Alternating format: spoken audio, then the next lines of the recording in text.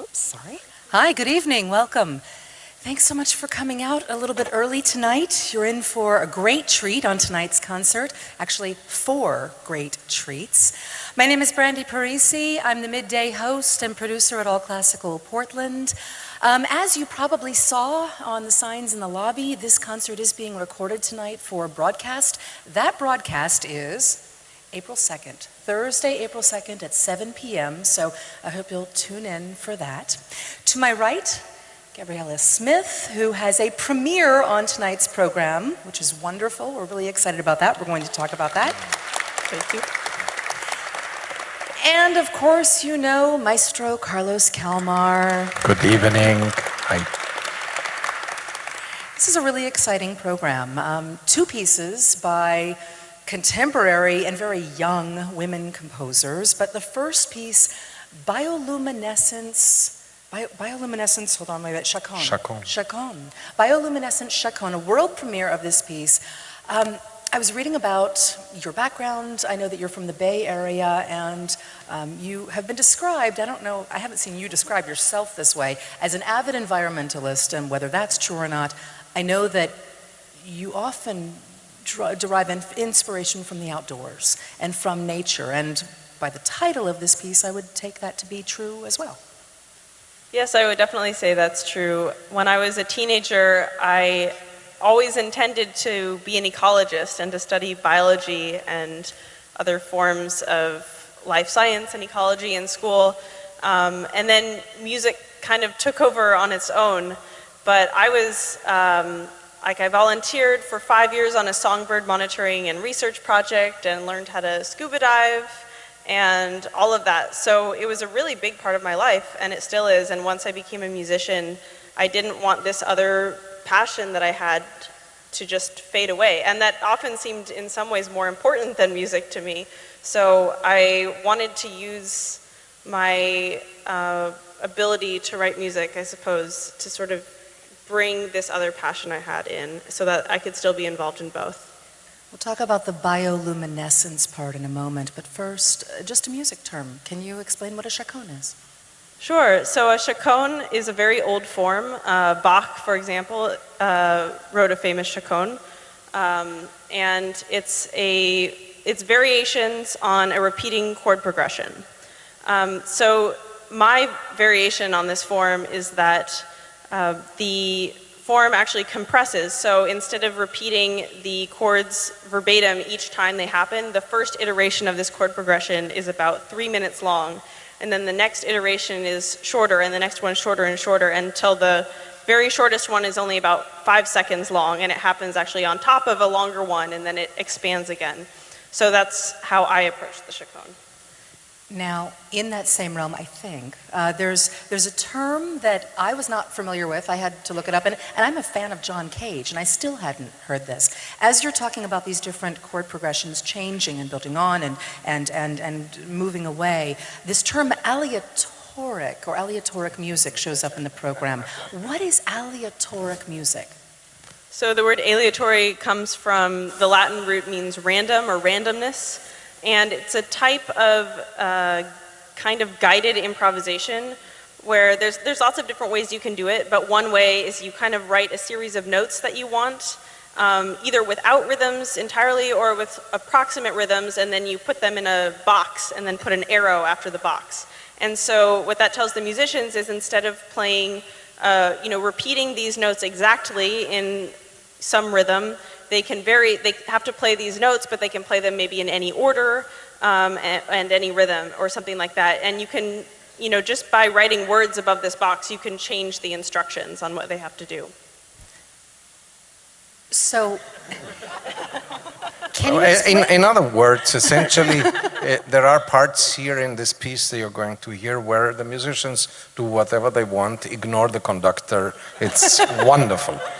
Now, what is the difference between that and, say, improvisation? Is it just a kind of improvisation? You wrote the piece.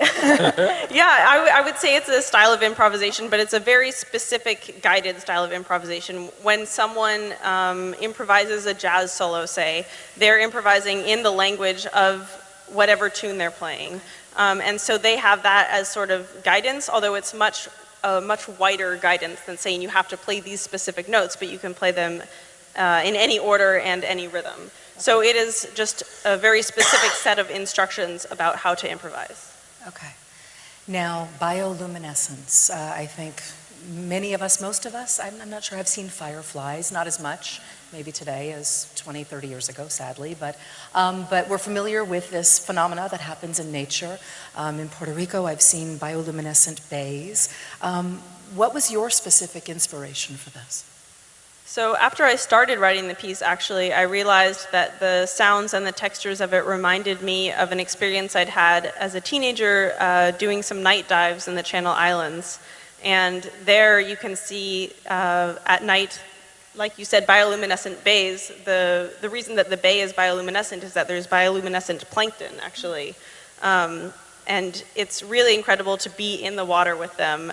And they're just shimmering all around you, kind of this iridescent greenish color. And so the texture of the music reminded me of that. And then I made an effort after I realized that to incorporate that into the rest of the piece. Wow. I'm curious about, you're very young, you're 28. I'm curious how, if you grew up with music, and one thing, I saw that you knew John Adams. You met John Adams as a teenager, and you had him looking at your music by the time you were 15? Was he a neighbor? Like, did you just go wander down to his house? How did that happen? So I started, I played the violin and piano growing up, and then I started composing when I was about 8. And I was very lucky that there was a wonderful young composers program in the Bay Area called the John Adams Young Composers Program. So I met him through that. I think it's probably similar in a way to the wonderful composition program you all have here with the Oregon Symphony. And so that's how that happened. All right. Well, it's a great mentor to have, absolutely.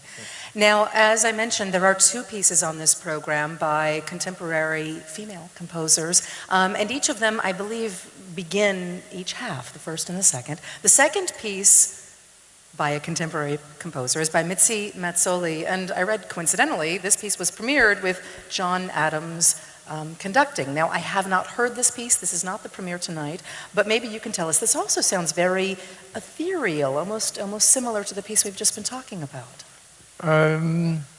The fascinating thing that you're going to enjoy tonight is that you have 2 very new voices, and they come up in an ethereal way, if you wish, to very different solutions of whatever the problem of composition is. So if I can talk more about the differences, Missy's piece is way more based on melody rather than on texture and on colors. It has a lot of colors, but essentially there is a melody, then she plays around with the melody and adds some, the way she puts it, Baroque moments and Baroque kind of figuration to that. And it's also a considerably smaller orchestra. The piece is also a bit shorter than Gabriella's. And I think with the idea of orbiting spheres, meaning this movement of orbits, that is something you can hear. One thing that you will at the beginning, very soon, or maybe 10 seconds into this piece, you will hear something that you will think, that's a weird sound. It's very soft, but it's distinctive, and it accompanies the entire piece from the beginning to the end, and it's harmonicas. The entire brass and the bassoons play harmonicas for most of the piece. And it's an interesting color to add, and this is music, I would say, that is in a very meaningful way, very pleasant. It's kind of way up there. If I can come back actually to Gabriella's piece, so we don't only stay with the idea of technicalities. It's actually the bioluminescence. This is an absolute stunner that you're going to hear, because if you just go about in a very different way, yes, you can think about that you are diving at night and bioluminescent. Yes, probably you have seen that on YouTube if you're not a diver yourself. But think about that in this case, Gabriella stands before a piece of paper, a large piece of paper or a canvas, and starts painting.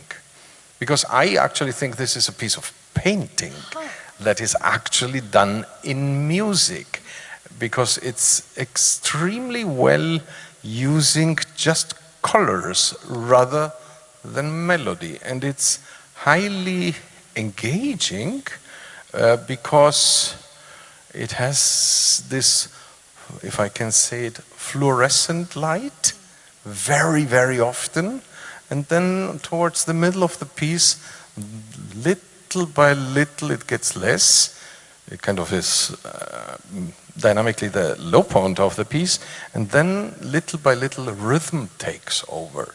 And then rhythm takes so much over that you actually hear only rhythm. I mean, you hear just, instead of this shimmering sound, you will hear how it's being made, you just hear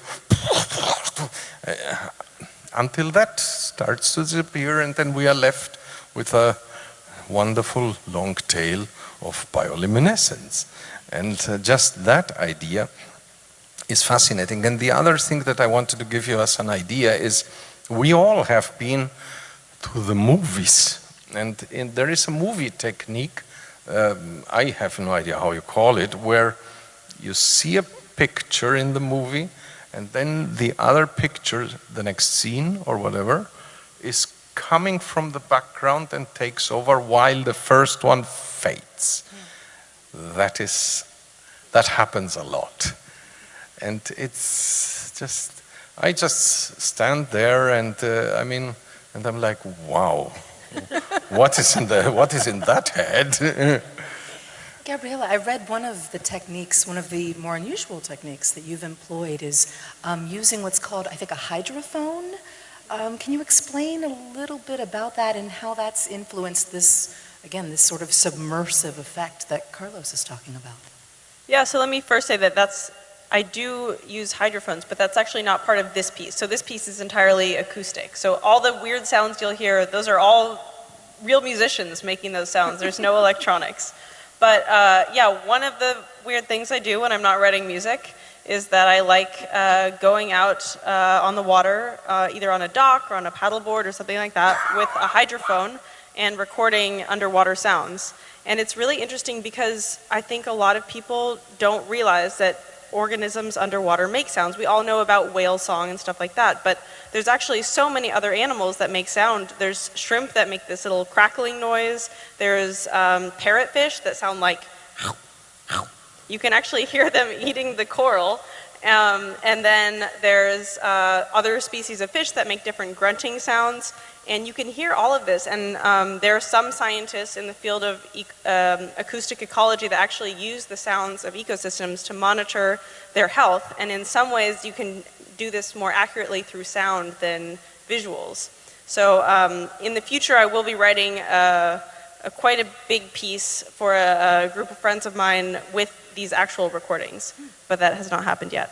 In terms of writing for, this is a large orchestra. How many pieces have you written for a large orchestra? Probably 5 or 6, maybe, something like that. With, yeah, so this has triple winds, so 3 of each wind player and 4 horns and 3 trumpets, 3 trombones, tuba, full strings, percussion. And at least 7 timpani. At least. Yeah, I mean, it's a very full stage you're going to see. I will mention that if you are a listener of All Classical, you may have heard one of Gabriella's pieces, not for orchestra. We've played your Carrot Revolution for quartet a few times. I've used it on Played in Oregon and in a few other places. And so you may have already heard her music. Again, your career is just taking off. I was reading you're working on a symphony also, is that correct? for the Eugene Symphony right now? Yes, I don't know if I would call it a symphony, but yes, it's a big, about 30-minute orchestra piece for the Eugene Symphony that will happen at some point in probably spring 2021. Prolific and fast also. Well, I'm looking forward to the piece tonight. Augustin Harlich returns tonight as well. And I was surprised to realize that the Paganini Violin Concerto hasn't been performed in a very, very long time by the Oregon Symphony. Well, that's pretty obvious because the thing is this. You have, I mean, when you play a violin concerto, any of them, you have to work bloody hard. Yeah. There is none of them is easy. You think Mozart is easy because it's not so apparently everything in double stops and triple stops. Think twice. But the point is that in a certain way, maybe the understanding is that, well, let's not play Paganini because Paganini is mainly acrobatic and we are not. But I'm going to get yelled at again for holding the microphone wrongly. That's okay. The thing is, you need a violinist of the quality of Augustin Harlich to make the Paganini sound the way actually the piece is intended to do. Yes, it has a lot of acrobatics, sure. Double stops and got things that Gabriella and I probably thought like, oh boy, we practiced and we never made it. And Augustin just goes and like, oh, where is the problem?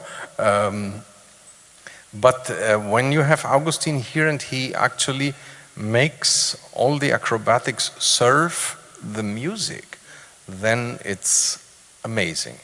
And then, of course, there is the element of entertaining in Paganini. I mean, you're talking about a composer that was, during his lifetime, more popular than the Beatles.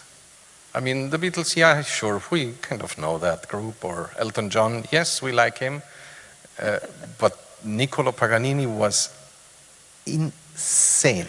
We are talking about times when no recordings, no social, none. This was just word of mouth. He's here, etc. And I mean, the legends about this man were stunning.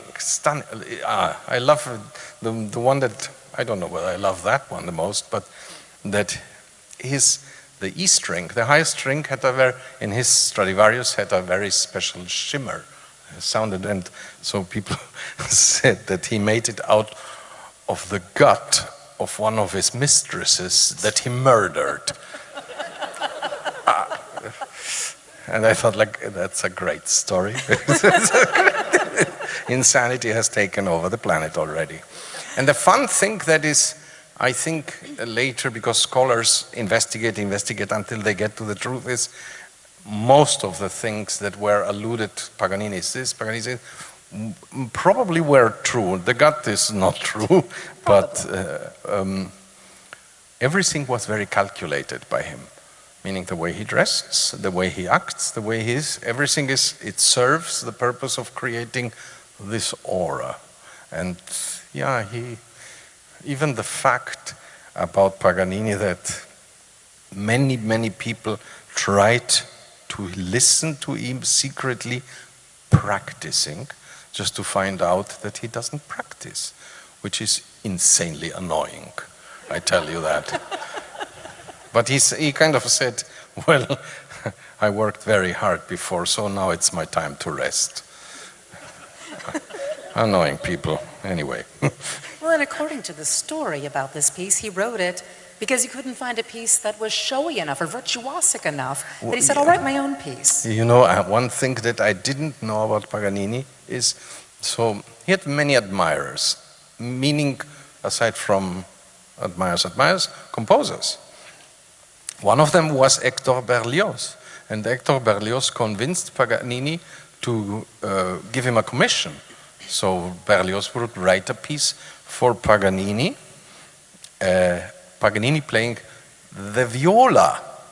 And Berlioz really wrote a piece. It's the Symphony Harold in Italy for viola, and the great thing is Paganini looked it over, paid Berlioz all the money of the world, thanked him profusely, understood that is really not what people want to hear me play, and forgot the piece. But that's how things work. The final piece on tonight's program, the best-known work by Modest Mussorgsky, a piece, though, that we would not know at all were it not for Maurice Ravel's beautiful orchestration. Well, the thing is, we will not know whether that is actually true, because let's just face it, Pictures of an Exhibition is a phenomenal piano piece.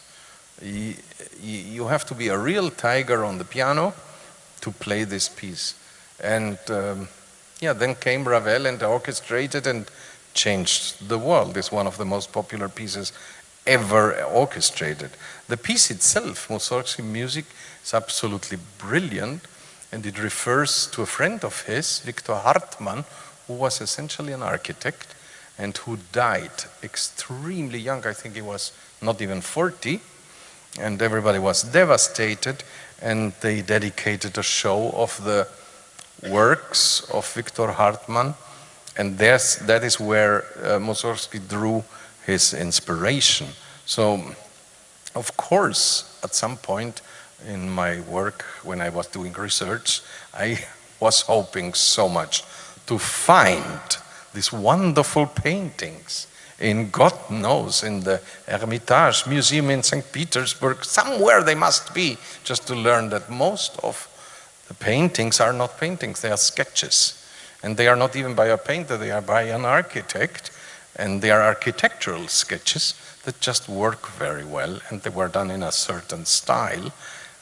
Be that as it may, this composition is full of things that we cannot imagine the world without. And I don't even want to start mentioning it. It's one of the most satisfying pieces to be playing and conducting. I also do, you're right, the piano, the original work for piano is glorious. I saw on the Oregon Symphony's website, there was a link and a suggestion to go listen to the piano version first and then let the Ravel orchestration wash over you live. But if you didn't do that, that's okay. Go listen tomorrow. Go listen to the piano version tomorrow after you enjoy this tonight. And the two really complement each other and are just beautiful. There's some gorgeous recordings that you'll find online. So I do want to mention, 2 nights ago, on Thursday night, I was at the rollout for the 2021 Oregon Symphony season. It is, no secret, Carlos Kalmar's final season with our Oregon Symphony. Going out with a really beautiful, beautiful season, though, and we're all really excited about it. I'd love for you to mention a couple of highlights, and one in particular, if you could talk about that, the New Year's concert, the Beethoven. Oh, yeah. When you talked about this, everybody at my table went, oh my gosh, that's such a great idea. Well, oh, thank you for mentioning that one, because we started actually already 2 years ago now to kind of plan what are we going to do in the final 2 years. And one thing that was on my absolute wish list was, can I please invite some people I have worked with on this stage who became friends. You can imagine it's only musical friends, but really friends where just the work here on stage was very deep and moving for me. So I said, can we please invite a bunch of friends? The fact that Augustin is here tonight is due to, well, hey, he's a friend, so can we have him? And he's coming next season as well. And then we thought about what do we do in New Year's Eve, because we have done Bit of Nine, we have done waltzes by the Strauss family, and I thought, wouldn't it be wonderful to invite actually not one of these great soloists of the world, but more than one in just one concert, and let them shine and so show to all of us their friendship to the orchestra and the community. So it will be Gary Colson, Elina Vähälä, Johannes Moser in one concert. Before the break, each of them plays piece for piano, piece for violin, piece for cello and orchestra. And after the break, we do the triple concerto by Ludwig van Beethoven. And that's a great way to celebrate. Such a great idea. Yeah, it's a fantastic idea. Okay, they're telling us we need to wrap up, but I'd love for you to at least talk about one or two other things. I'll leave it up to you, but I do like that you guys are revisiting music for a time of war that I didn't hear anyone really talking about on Thursday. Well, because there is only this much to talk about. We are going to do we're not revisiting music for a time of war in the sense of you're going to hear the program that kind of got this orchestra nationally so famous in 2011. We are going to do and record over the course of the season a music for a time of war #2, which also will be interesting. It's divided in different concerts. It's only 3 pieces. It's Vaughan Williams Symphony No. 6. It's the Epitaph of Katyn by Andrzej Panufnik, who's Polish.